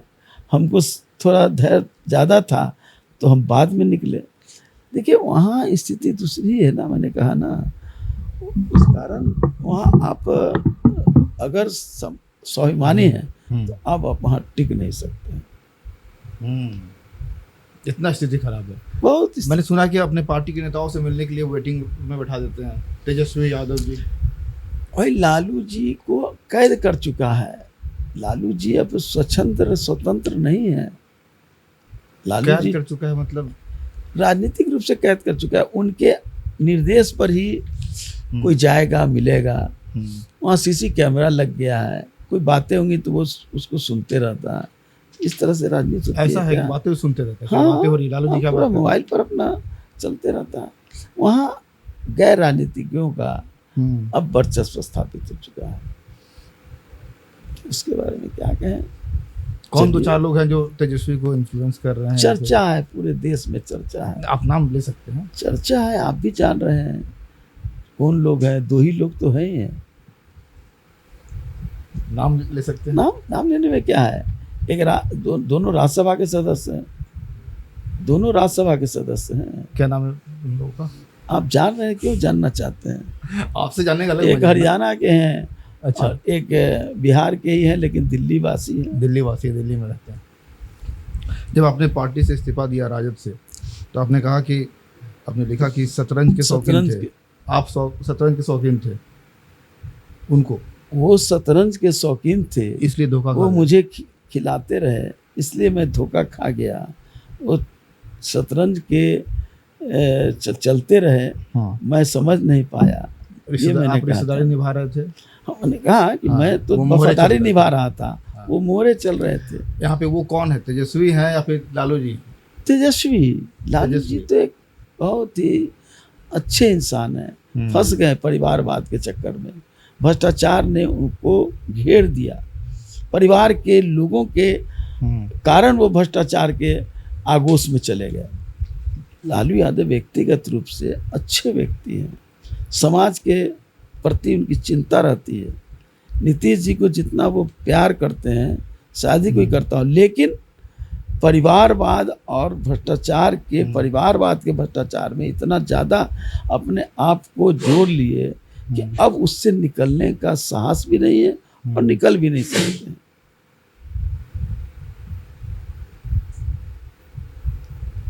परिवारवाद में ही खा लिया है लालू को, ऐसा? निश्चित, शुरू से ही।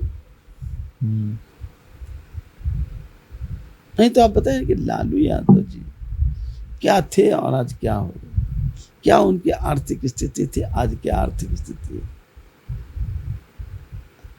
हम भी तो 14-15 साल मंत्री रहे, 26 साल एमएलए रहे। आज मेरे पास इस अपार्टमेंट के अलावा एक धुर भी कहीं जमीन हो तो मैं चुनौती देता हूं कि बता दे कोई। लालू यादव के सबसे खास रहे, नीतीश जी के सबसे खास रहे, बिल्कुल, मान्यवर चंद्रशेखर जी के सबसे खास रहे। प्रधानमंत्री के कार्यालय में साउथ ब्लॉक में सिर्फ गेट था जो लाल इम्पोर्टेंट गेट, उससे जाने की इजाज़त तीनों सेनाध्यक्ष, होम मिनिस्टर, डिफेंस मिनिस्टर और फाइनेंस मिनिस्टर को था। उसके अलावा कोई था तो एक व्यक्ति था, वो श्याम रजक। प्रधानमंत्री की गाड़ी में कोई बैठता नहीं है दूसरे लोग। प्रधानमंत्री की गाड़ी में मुझको बैठने का सौभाग्य, उनके साथ वायुयान में सफ़र करने का सौभाग्य। कोई एक साथी अगर अतिरिक्त होता था तो वो श्याम रजक होता था। उस समय इतने नज़दीक रहने के बाद भी जब मेरी चुनरी जो है वो पूरी साफ सुथरी है, आज तक मेरे विरोधी ने भी, आप कहीं भी नहीं सुन सकते हैं कि मुझ पर किसी तरह का भ्रष्टाचार का, जातवाद का, परिवारवाद का आरोप लगा हो। कोई नहीं लगा सकता। भैया ये तो बातें हो गई राजनीति की। अब हम लोग आते हैं बॉलीवुड के बाद से शाहरुख खान। उनसे क्या रिश्ता है आपका? देखिए, शाहरुख खान से समाप्त मेरी दोस्ती हो गई जब सुबोध खान जी के डेरा में वो आते थे। ठीक है। और वो आते दिल्ली थे में? दिल्ली में। कब की बात होगी ये? बता रहा हूँ, जब सुबोध खान साहब जी स्टेट होम मिनिस्टर और स्टेट सूचना प्रसारण मंत्री थे, उस समय की बात है। शाहरुख खान आकर के सिर्फ कोने में खड़े रहते थे, तो मुझे लगता था कि कौन लड़का है जो खड़ा रहता है, डेली आता है, खड़ा रहता है। तो मैंने उनसे जानकारी हासिल की, फिर दोस्ती बदल गई। हाँ। पता चला कि वो चाहता है कि किसी सीरियल में उसको काम मिल जाए। ठीक है। तो चेहरे से तो नहीं लगता था, लेकिन वो उसमें मतलब इच्छा चेहरे थे। से, उस समय चेहरे से शाहरुख खान कैसा दिखते थे? दुबले पतले से, लेकिन उसके बातों में, उसके एक्शन में लगता था कि वो कलाकार है। तो मैंने रेखा भाभी जी से, जो आदरणीय सुबोध कांत जी की पत्नी है, वो सीरियल भी करती थी, रंगमंच की आर्टिस्ट भी थी, एक आध दो फिल्मों में काम भी की थी, और सूचना प्रसारण मंत्री की पत्नी थी। हाँ हाँ। उसका भी मैंने कहा कि भाभी एक लड़का है, इसको आप देख लीजिए, परख लीजिए, हमको लगता है कि आने वाले दिनों में एक अच्छा कलाकार बनेगा। तो उन्होंने उसको देखा, बातचीत किया, उसको उन्होंने काम दिया सर्कस में। उसके बाद एक और था सीरियल, 2 सीरियल में उन्होंने काम दिया। आर्मी नहीं, उसी तरह से था। अच्छा। फौजी था या कुछ था, फौजी ऐसे ही था। तो मैं आर्मी बोल रहा हूँ। अच्छा काम किया, कर्मठ था, लगनशील था, वो अपने मेहनत के बल पर आगे बढ़ता गया। एक बार उसको ब्रेक मिला, उस ब्रेक का लाभ उठाया, और उस अपने कर्मों के द्वारा, अपने मेहनत के द्वारा आज वो पूरे देश का, कहीं कि विश्व में छाया हुआ है, वर्ल्ड में बॉलीवुड का एक कलाकार है। क्या खास बात है शाहरुख खान में उस समय और अभी में? आज भी वो ये वैसा ही अच्छा इंसान है। इंसान अच्छा है, सारे कलाकार अच्छे इंसान हैं। बाहर से लगता है कि वो बहुत तरह के दूसरे तरह के कैरेक्टर के हैं, कभी कभी मजबूरी हो जाता है, लेकिन इंसान अच्छा है।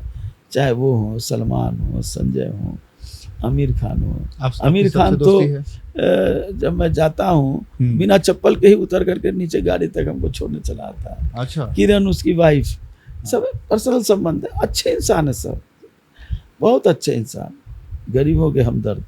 लेकिन उनकी एक सीमा हो जाती है बड़े बनने के बाद, सीमा है कान उनके सामने। आमिर खान से दोस्ती कैसे हुई?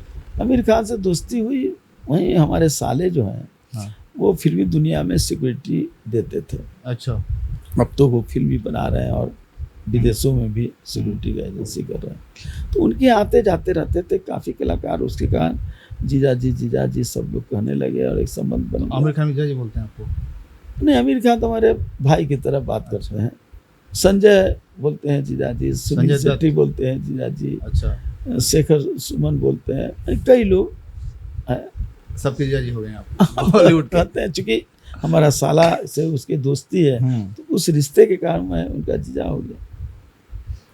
और भैया लास्ट में हम बस ये जानना चाहेंगे आपसे कि बॉलीवुड में जो शाहरुख खान जो नाम है, ब्रांड है, आपने बताया कि उनकी माँ ढाबा पे थी, ढाबा चलाती थी, उसके बारे में कुछ बताइए, जो कहानी उनको ढाबा से लेके। क्योंकि ढाबा तो चलाती थी, लेकिन वो लड़का खुद कहा कि उसके अंदर जज्बा था, कर्तव्यनिष्ठ था और काम करने की ललक थी। वो चाहता था कि मैं एक अच्छा कलाकार बनूं, और उसका परिणाम उसको मिला। शुरू में धक्के खाने पड़ते हैं, पाव रोटी खा करके स्ट्रगल तो करना पड़ता है, रहना पड़ा बॉम्बे में उसको। कई जितने कलाकार अच्छे लोग आप सुनिएगा, सब लोगों ने गरीबी से शुरू किया, चौराहों पर सो करके शुरू किया, किसी का स्कूटर मांग करके स्टूडियो जाना पड़ता था, लेकिन लगन रहा, उस लगन में वो सिद्ध प्राप्त किया। आपके इतने कनेक्शन है बॉलीवुड से? बहुत सारे लोग से हैं, वो साला के कारण है। मेरे विकास वर्मा जो हैं, उनके कारण है, और आज बहुत से लोग से पर्सनल भी हो गए हैं। कभी चुनाव में आप बुलाते नहीं प्रचार के लिए? बुलाता नहीं, उस एक चुनाव में वो अपने से खुद आ गए थे, सारे लोग, सुनील शेट्टी आ गए थे, और ये 3-4 लोग आ गए थे, और आगे के घूमे भी थे, गोविंदा आ गए थे, ये सब लोग। लालू जी की रोहिणी की शादी में कई फिल्म स्टारों को हमने निमंत्रण करके पर्सनल बुलाया भी था, आए भी थे। आपकी बारात शाहरुख खान के घर पे गई थी, इस बात में कितनी सच्चाई है? देखिए, जब हम यहाँ से गए बारात लेके तो जलमा, हाँ, तो हमारे जो साला ने शाहरुख खान के यहाँ ही, चूँकि हमारा शादी होटल रिजेंट जो अब ताज का ही है, सबसे 7 स्टार है, वहीं शादी तय हुआ था। तो उसके बगल में ही मन्नत है, जो शाहरुख खान का घर है। तो वहीं जलमासा रखा गया था ठीक है। और वहीं से हम लोगों ने घोड़े पर चढ़ करके वहाँ से समझे कि 1.5-2 किलोमीटर होगा, तो हम लोगों ने बारात लगाया था। प्रेम चोपड़ा जी के घर पर भी हम लोग रहे थे, अच्छा, सब लोग। तो शाहरुख खान से अब बातें होती हैं? बहुत कम, इतने व्यस्त हैं वो, और कोई हमारी ज़रूरत हो तब ऐसे तो कभी कभी बात हो जाती है। बॉम्बे जब जाता हूँ तो सब लोग से एक बार मुलाकात हो जाती है, बम्बई जाते तो मुलाकात हो जाती है, बातें हो जाती बस। हाँ, हैं। एक जो फॉर्मेलिटीज़ है हाई हॉल वाली पूरी होती हैं। नहीं हाय लो नहीं, लोग बैठ के खाना तो एक रात तो खाते हैं लोगों के साथ खाना, या कभी कभी सीडी जाना हो तो सब लोग चलते हैं साथ में। सीडी श्रीडी जाते रहते हैं साथ में, सब लोग चलते हैं, 4-5 गाड़ी चलती है, सब साथ में चलते हैं। रास्ते में उतर गए कहीं, सब लोग कुछ खाने लगे, अमरूद खाने लगे, कहीं कुछ खाने लगे। वो एक फैमिली टाइप का एकदम वो मजा भी आता है ना, निकल के घूमने में थोड़ा सा। वो नहीं लगता कि हाँ, कलाकार शाहरुख खान से मिल रहा हूँ, कलाकार संजय दत्त से मिल रहा हूँ, ये नहीं है। एक दोस्त शाहरुख खान, संजय दत्त, सुनील शेट्टी से मिल रहा हूँ, ये भाव रहता है। और उनका भी भाव एक राजनेता के रूप में नहीं होता है, एक परिवार का एक सदस्य से हम उस नाते रहता है। बिल्कुल। और भैया अब चुनाव आने वाले हैं बिहार में, कहाँ से आप चुनाव लड़ रहे हैं? और मैं क्या तैयारी सोच कर रहा हूँ। फुलवारी मेरा रहा है क्षेत्र, फुलवारी का कर्ज मुझ पर रहा है। इस 5 सालों में मैं जब छोड़ा तो जिस फुलवारी को मैंने सुंदर बनाया था, वो फुलवारी में कहीं ना कहीं मलिनता आने लगी है। मुझे दुख लगता है, लोगों में लोग भी कहते हैं कि आप चले गए फुलवारी को छोड़ कर, ये आरोप मुझ पर लगता रहा। नीतीश जी ने कहा फुलवारी से लड़िए, पार्टी के नेताओं ने भी कहा, मैं फुलवारी में तैयारी भी कर रहा हूँ, जम करके सारे इलाकों में घूम भी रहा हूँ, सब लोग अपार समर्थन भी मिल रहा है। क्योंकि फुलवारी से चुनाव लड़ना मेरा तय है। फुलवारी चुनाव लड़ना तय है। एनडीए से लड़ूंगा, जनता दल यू के तीर छाप पर लड़ूंगा। चिराग पासवान से कैसा संबंध है? रामविलास अंकल करके बुलाते हैं वो। रामविलास जी हमारे बड़े अच्छे संबंध रहे। जब वो दलित सेना बनाए थे उस समय से मेरे अच्छे संबंध थे, और उस संबंध के कारण चिराग के साथ जब रामविलास जी की मृत्यु हुई, चिराग से नेचुरल है कि उस परिवार से मेरा संबंध रहा है, तो उसके कारण मेरा संबंध रहा है, आज भी है। क्या भविष्य में सीएम के रूप में उनको देखना पसंद करेंगे? देखिए अभी तो सीएम का कोई कैंडिडेट नहीं है, अभी तो नहीं, नीतीश कुमार के अलावा कोई नहीं। इनके बाद भविष्य को एक ऊर्जावान यूथ है, ऊर्जावान उसमें है, एक व्यक्तित्व भी है, काम करने की ललक भी है, अच्छा वक्ता भी है। तो आगे के दिनों में क्या होगा उसमें तो एक नाम है, एक नाम है चिराग पासवान। लेकिन अभी लगातार 2030 तक तो नीतीश कुमार के सामने कोई दूसरा ऑप्शन कोई नहीं, नाम भी नहीं है, कोई ऑप्शन भी नहीं, कोई जगह ही नहीं है, सब बुक है। लेकिन नीतीश कुमार जी ने बिहार को जिस तरह से सजाया संवारा है, 2005 के पहले का बिहार, 2005 के बाद का बिहार, तो आप जब तुलना करेंगे तो नीतीश कुमार के कामों को आप देखिए कि क्या हुआ है। काम तो हो रहे हैं निश्चित, और हर एक क्षेत्र में, हर एक वर्ग में। और ये आरोप इन पर नहीं लग सकता है कि वो एक वर्ग के लिए काम कर रहे हैं, जैसा राजनीतिकों पर लगता है। लेकिन नीतीश कुमार जी पर ये आरोप कभी नहीं लग सकता है। वो अगर दलितों के लिए भी कर रहे हैं उतना ही वेग से वो सवर्णों के लिए भी कर रहे हैं, उतना ही वेग से अति पिछड़ों के लिए भी कर रहे हैं, उतना ही वेग से अल्पसंख्यकों के लिए भी कर रहे हैं। ये उनका है। आपके एक पुराने साथी हैं, जदयू में थे, अभी जन सुराज हंस क्यों रहे हैं आप इस पे? देखिए हर कोई को राजनीतिक पार्टी बनाने का प्रशांत किशोर अधिकार है, हर को, इसमें किसी को रोका नहीं जा सकता। हर कोई चाहता है जब एक क्षेत्र में जाता है तो चाहता है कि मैं आगे बढ़ूं, पीछे जाना चाहता है क्या? आप ही जहाँ है वो आगे बढ़ना चाहते हैं। छात्र नेता से आप एडवोकेट हुए, एडवोकेट से आज आगे बढ़ रहे हैं, मीडिया से अपना संबंध आपका हो रहा है। तो कोई आदमी अगर रणनीतिकार से आज वो राजनेता बनने की इच्छा जगी है और वो काम भी कर रहे हैं, भगवान उनको सफलता दे, लेकिन अभी तो निकट भविष्य में भी कोई सफलता की उम्मीद नहीं की जा सकती। हाँ, लेकिन निरंतर अगर इसी तरह से करते रहेंगे तो सफलता मिल भी सकती है। मतलब आप कह रहे हैं कि प्रशांत किशोर अगर ऐसे ही मेहनत करते रहें तो मुख्यमंत्री बन सकते हैं? हम ये नहीं कर रहे हैं, हम कह रहे हैं कि सफलता मतलब राजनीति का सफलता सिर्फ पद से नहीं होता है, सेवा से होता है। राजनीति जो है आज लोगों के लिए पद महत्वपूर्ण हो गया है, जबकि राजनीति का मतलब है सेवा, जिसको हूबहू नीतीश कुमार जी ने इसको साबित करने का काम किया है। मैं इसलिए नहीं कह रहा हूँ, में तो आप बोलबे करेंगे मैं ना? नहीं, मैं इसलिए नहीं कह रहा हूँ कि मैं उसकी पार्टी में हूँ, इसलिए मैं कह रहा हूँ मैं राजद में रहा तो नीतीश कुमार का प्रशंसक रहा हूँ, क्योंकि वो व्यक्ति विजन वाला व्यक्ति है। हर समय क्या करना है उसके लिए वो चिंतित रहते हैं, और उनके सामने कोई वर्ग महत्वपूर्ण नहीं है, इसी वर्ग के लिए करना है। वो हर वर्ग में जो छूटे हुए लोग हैं उसकी चिंता वो करते हैं। उस तरह का सोच तो पहले रखना होगा। ठीक है। उस तरह का सोच नहीं रखेंगे तो अब तो लकीर बड़ा खींचना होगा ना नीतीश कुमार से। तब तो बड़ा लकीर जब तक नहीं खींचेंगे तब तक आप आगे नहीं बढ़ सकते।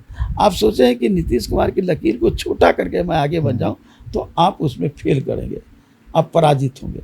और जो लोग लगे हुए हैं नीतीश कुमार जी के लकीर को छोटा करने में, उनको असफलता मिलेगी। मैं बार बार ये सलाह देता हूँ कि आप नीतीश कुमार की लकीर से आप बड़ा लकीर अपने खींचने का काम, समय लगेगा, धैर्य रखिए। जनता सब समझती है, जनता ये देती पब्लिक है, सब जानती है, सब जानती है, और वो सही समय पर फैसला लेती है, निर्णय करती है। आज नीतीश कुमार जी को लकीर को बड़ा करने के जगह लोग छोटा करने में लगे, इसीलिए वो दरकिनार होते सीरियस फेल हो जा रहे हैं। ये बात तो है, लेकिन एक नेता है जो अपनी लकीर बड़ा कर रहा है देश में, राहुल गांधी। मैं इसलिए नहीं मानता हूँ, राहुल गांधी अच्छे पद यात्रा व्यक्ति हैं। जो करके आए हैं, पद यात्रा निकल के आए हैं, करना तो ही काफी खाली पद यात्रा उनमें करना, परिवर्तन भी काफी हुआ है। क्या परिवर्तन हुआ है? अब वो उतने मजाकिया नहीं रहे हैं, वो काफी सीरियस नोट पे सीरियस बातें कर रहे हैं। सीरियस बातें कर रहे हैं, लेकिन सवाल है कि संगठन, सोच वो होना चाहिए। अगर सिर्फ सोच हो नकारात्मक, तो नकारात्मक सोच से आदमी बड़ा नहीं हो सकता है। आदमी को सकारात्मक सोच रखना होगा, और हर चीज़ में नकारात्मक सोच के आधार पर वो खराब है, वो ये है, वो ये है, ये है, ठीक है, आप विपक्ष में वो काम है, लेकिन आपकी सोच सकारात्मक होनी चाहिए। सकारात्मक दृष्टि से आप किसी का प्रतिरोध करते हैं तो अच्छी बात है। तो ये है। दूसरी बात है कि कांग्रेस पार्टी, हम कोई एक राजनीतिक कार्यकर्ता की हैसियत से नहीं कर रहे हैं, एक सामाजिक सोच के आधार पर, अनुभव के आधार पर मैं कर रहा हूँ। कांग्रेस जो था, आज कांग्रेस कहाँ है? कांग्रेस में इतने ज़्यादा गुटबाजी हैं, उस गुटबाजी का लाभ राहुल गांधी नहीं ले, उस गुटबाजी को ख़त्म करने का लाभ नहीं मिल पा रहा है राहुल गांधी को, और ऐसे लोगों को चुन कर करके ले जा रहे हैं, जो टीम बना रहे हैं, वो टीम सार्थक टीम नहीं है। सार्थक टीम होना चाहिए। आप कह रहे हैं कि राहुल गांधी अच्छे हैं, टीम अच्छी नहीं है। निश्चित टीम बनाना होगा, टीम बनाता है नेता। अगर टीम आप नहीं बना पा रहे हैं तो आप फेल है। आप राहुल गांधी को एज अ इंडियन लीडर, मजबूत लीडर अभी नहीं कंसिडर करते हैं? मतलब लीडर है लेकिन मजबूत लीडर नहीं है, सकारात्मक सोच नहीं है। चंद्रशेखर जी विरोधियों को जब बोलते थे लोकसभा में या राज्यसभा में या कहीं मैदान में, तो उनकी बातें सब लोग सुनता था, और जितनी कटाक्ष वो करते थे विरोधियों पर, शायद उतना बड़ा कटाक्ष कोई करने वाला नहीं था, लेकिन उतना ही ज़्यादा संबंध, उतना ही ज़्यादा लोगों को सलाह देना विरोधियों को, और एक प्यार वाला संबंध था, राजनीतिक संबंध नहीं था। वो अटल जी उनके विरोधी थे, लेकिन अटल जी को बराबर बड़े भाई, गुरु जी कहा करते थे। लालू यादव उनका उपहास करते थे, लेकिन लालू यादव के संकट के समय वो खड़े होते थे। आपने एक बार मोदी जी के गवर्नमेंट को कहा था दंगा राज पार्ट 2, यानी देखिए- दंगा राज पार्ट 1 अटल बिहारी वाजपेयी। मैं कह रहा हूँ कि राजनीति में रहने के बाद कई तरह की राजनीतिक वक्तव्य देने पड़ते हैं। कई मजबूरी तरह में की कहा था चीजें- क्या? नहीं, मजबूरी नहीं है, परिस्थितियां भी कहलाती है, परिस्थितियां बदलती रहती हैं, स्थितियां बदलती हैं, आदमी का व्यक्तित्व बदलता है, सोच बदलता है। मुझे लगता है तो सिर्फ पार्टी बदलती है, पार्टी बदले, सोच बदल जाता है। पार्टी बदलेगी तो पार्टी तो मैं बदलता हूँ 2 बार, आपने लिखा है कि 3 बार मैंने राजद में था, जनता पार्टी से राजद बना तो वो पार्टी बदलाव नहीं कहा जाएगा। जनता पार्टी से टूट करके राजद बना तो मैं साथ में था, वो उसको है। दल बदल नहीं कर सकते। राजद से जनता दल यू में आया, जनता दल यू से राजद में गया, राजद से तुरंत में फिर जनता दल यू में आया। तो जनता दल यू और राजद दोनों का सामाजिक सोच एक ही था, आज बदल गया है, लेकिन एक ही था, मैनिफेस्टो एक ही है, सोच एक ही है। अलग है कि व्यक्ति बदलने के बाद सोच में बदलाव आ गया। ठीक है। तो मैं उसको पार्टी बदला और व्यक्तिगत कारणों से भी बदला, और कुछ सामाजिक जो मैं देख रहा था कि कहा जा रहा है कुछ और हो रहा है कुछ। क्या कारण है कि तमाम विपक्षी पार्टियां, सभी को मैं गिनता हूं, चाहे वो वामपंथी हो, दक्षिणपंथी हो, सब लोग, विपक्षी पार्टी में दलित का नेता क्यों स्थापित नहीं हो पा रहा है? ये तो आप बताएंगे ना, आप नेता हैं। नहीं, मैं आपसे जानना चाहता हूँ क्यों नहीं स्थापित हो रहा है? स्वीकृति नहीं है लोगों में, स्वीकृति नहीं है। क्यों स्वीकृति नहीं है?